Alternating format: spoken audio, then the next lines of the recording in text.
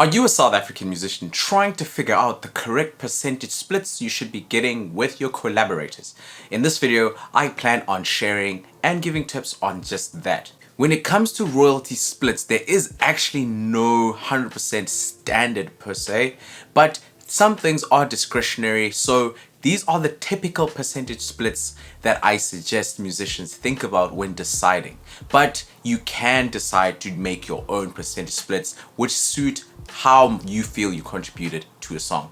So generally, there's the composition side of things and there's the sound recording side of things, but for the sake of royalty splits, I'm just gonna consider them as you do the same splits on both sides. Now, when a song is made, there's usually an instrumental and there's usually lyrics that are written. So on the perspective of that, 50% of the song is composed and 50% is written. How does this mean in terms of the musicians? So you have a beat maker and you have a rapper or a singer or someone who is going to be delivering and written the words to this song. Typically, the beat maker gets 50% and then the writer gets 50%. That's generally how you think of it. Now, if you have one producer and there are multiple artists, the artists split the writer's share. How does this translate?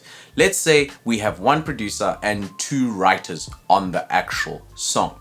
So the beat maker still keeps his or her 50%, and on the lyric side, 25-25 if there are two artists. Now, it becomes tricky now when, let's say, the producer is also rapping a verse. Technically speaking, the producer and now artist in this case can choose to take 75% and give 25% to the said artist that, let's say, just did verse 2.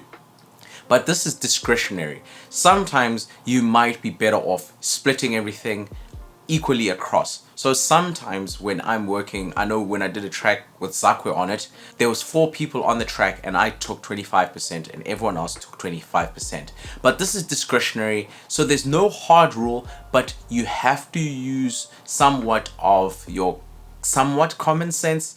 And if you feel like you want to build a relationship, sometimes it's okay to accept less royalties just to maintain the relationship and to stop people from feeling resentful because they didn't get their fair share per se. Don't forget to join my mailing list where I share information at least once a week and give you freebies such as beats, instrumentals, workbooks, etc. That will be in the description below.